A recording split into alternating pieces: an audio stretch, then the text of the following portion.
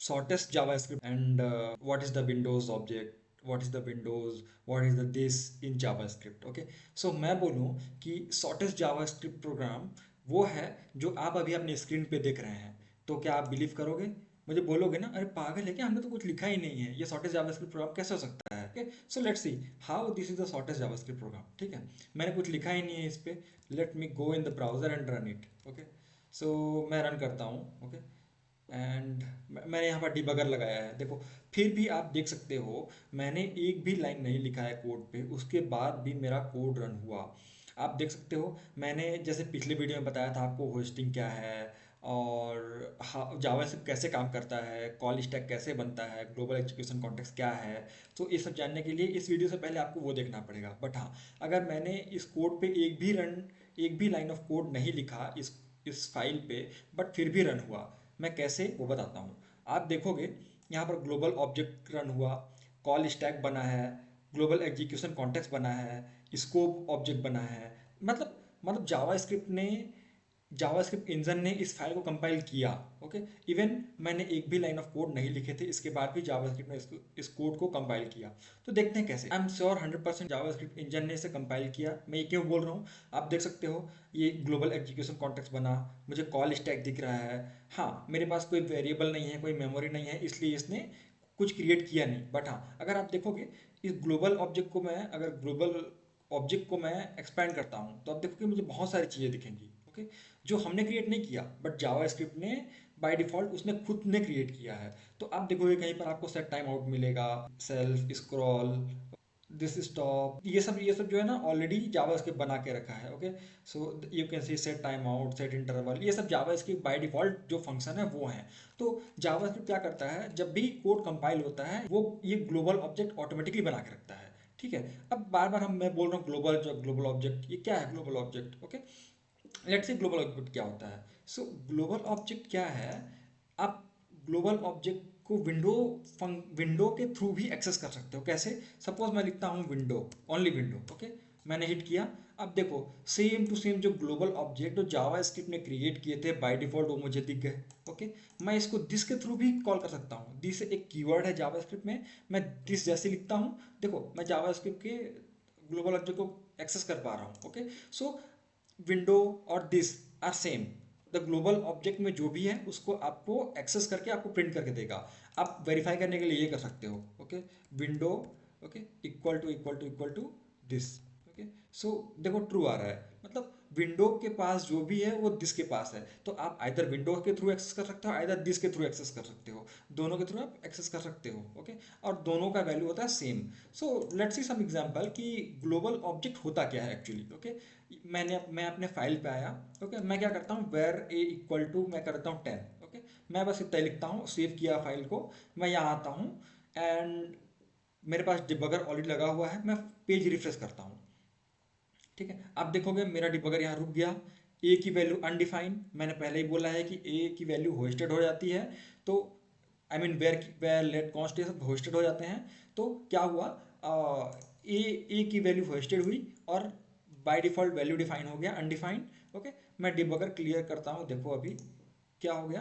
क्या करता हूँ, वेर ए रखता हूँ यहाँ पर एंड ए की वैल्यू मैं 10 असाइन कर देता हूँ। ओके, नाउ मैं पेज रिफ्रेश किया, डिबगर आ गया यहाँ पर। अभी अभी देखो पहले लाइन पे मुझे क्या मिला, ए की वैल्यू भी क्या देख रहे हो आप, अनडिफाइंड। ओके, जैसे ही मैं डिबगर रन करता हूँ, आप देखना ये बार बार चला जा रहा है क्योंकि प्रोग्राम रन हो जा रहा है। ओके, लेट्स सी अभी अभी क्या करते हैं, ए की वैल्यू अनडिफाइंड है। ओके, नाउ मैं इस वाले एरो को यूज करूंगा डिबगर नेक्स्ट नेक्स्ट पे जाने के लिए। ओके, जैसे ही मैं नेक्स्ट पे गया, आप देखो ए की वैल्यू 10 हो गई। ओके, आप इस वाले को प्ले कर दोगे ना तो क्या होता है, वो लाइन बाय लाइन एग्जीक्यूट हो जाता है और ये प्रोग्राम एंड कर देता है। ओके, सो ये नेक्स्ट को यूज किया करो, ये नेक्स्ट क्या करता है, एक स्टेप ओवर करता है। ओके, सो मैंने नेक्स्ट किया, ए की वैल्यू आप देखो 10 है और वो कहाँ स्टोर है, ग्लोबल ग्लोबल वेरिएबल पे स्टोर है। ओके, अब अभी आप समझ आ रहा होगा, जो भी हम वेरिएबल या फंक्शन डिफाइन करते हैं वो ग्लोबल वेरिएबल पे जाता है। अब एक इंटरेस्टिंग चीज़ देखते हैं, हम क्या करते हैं, एक फंक्शन डिफाइन करते हैं बी करके। ओके, एंड नाउ मैं इनसाइड बी क्या करता हूँ, where X equal to 10। Okay, so आपको क्या लगता है जब मैं इस बी को कॉल करता हूँ, ओके नेक्स्ट, मैं बी को कॉल करूँगा तो क्या होगा, तो मुझ एज पर मी ए जो होगा और बी जो होगा वो ग्लोबल ऑब्जेक्ट पे मेमोरी, जब भी मेमोरी असाइन होगा ग्लोबल ऑब्जेक्ट पे उसकी मेमोरी असाइन हो जाएगी। तो लेट मी रन इट। सो देखो, ए की वैल्यू अनडिफाइंड, ओके। बी भी आप देखोगे, ये फंक्शन है इसलिए मैंने बताया था फंक्शन के लिए सारा फंक्शन का कोड एज इट इज़ यहाँ पर स्टोर हो जाता है। तो बी के लिए भी क्या हुआ, मेमोरी ग्लोबली स्टोर हुआ। बट आप देखोगे एक्स के लिए मुझे ग्लोबल स्कोप नहीं मिलेगा। अगर मैं नीचे आता हूँ at the end, okay, P Q, okay, यहाँ देखो कहीं पर आपको x नहीं दिखेगा। इसका मतलब ये है कि x के लिए कोई मेमोरी असाइन नहीं हुआ ग्लोबल पे। तो आप सिंपली ग्लोबल वेरिएबल को सिंपली इस तरह से डिफाइन कर सकते हो कि हमारे जो टॉप लेवल पे जो भी डिफाइन हुए हैं वो सब ग्लोबल वेरिएबल हैं। अब और हम उसको विंडो और दिस के थ्रू एक्सेस कर सकते हैं। सो लेट्स सी कैसे। अगर मैं कंसोल पे जाता हूँ और ट्राई करता हूँ विंडो डॉट ए, ओके, अभी अनडिफाइंड आ रहा है क्योंकि मेरा प्रोग्राम रन नहीं हुआ है। Let me run this program completely. Okay, अभी प्रोग्राम रन हो गया। मैं जाता हूँ अभी विंडो डॉट ए करता हूँ, देखो ए की वैल्यू 10, ओके। मैं विंडो डॉट बी करता हूँ, ओके। देखो मुझे सेम फंक्शन मिल गया। फंक्शन के अंदर जो कोड था वेर ए इक्वल टू 10, ये देखो आप, वेर ए इक्वल टू 10 वो सिंपली मुझे यहाँ पर मिल गया, ठीक है। मैं दिस के थ्रू भी एक्सेस कर सकता हूँ, दिस डॉट ए, मुझे 10 सेम वैल्यू मिलेगा, ओके। अगर मैं दिस डॉट एक्स करता हूँ तो क्या होगा, मुझे अनडिफाइंड मिलेगा। क्यों? क्योंकि एक्स जो है वो ग्लोबल मेमोरी के अंदर, ग्लोबल वेरिएबल या ग्लोबल ब्लॉक जो बोल सकते हैं उसके अंदर नहीं है, ठीक है, इसलिए मुझे नहीं मिला। ये जो x की वैल्यू है वो मुझे मिलेगी फंक्शन स्कोप या बोल सकते हैं ब्लॉक स्कोप के अंदर। क्यों? क्योंकि मैं इसको लिख रहा हूँ फंक्शन के इनसाइड में, मेरा x का जो वैल्यू है वो फंक्शन के अंदर है, इसलिए, okay. So let's C x की वैल्यू कहाँ जाती है, ठीक है। अगर आपको कन्फ्यूजन है x की वैल्यू कहाँ जाती है तो late me run again, okay. And मैं डिबगर रन करता हूँ। अगर आप देखोगे तो क्या हुआ, ये लोकल वेरिएबल क्रिएट किया x के लिए। क्यों?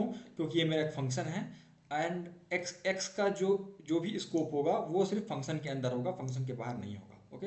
इसलिए मैंने यहाँ लिखा है। कंफर्मेशन के लिए क्या करता हूँ मैं, कंसोल डॉट लॉग एक्स करके देखता हूँ, ठीक है, क्या होता है। लेट्स सी क्या वैल्यू आता है। आप देखोगे मुझे एरर आ रहा है। क्यों? क्योंकि x is not defined, okay. x का जो स्कोप है inside only this function, okay.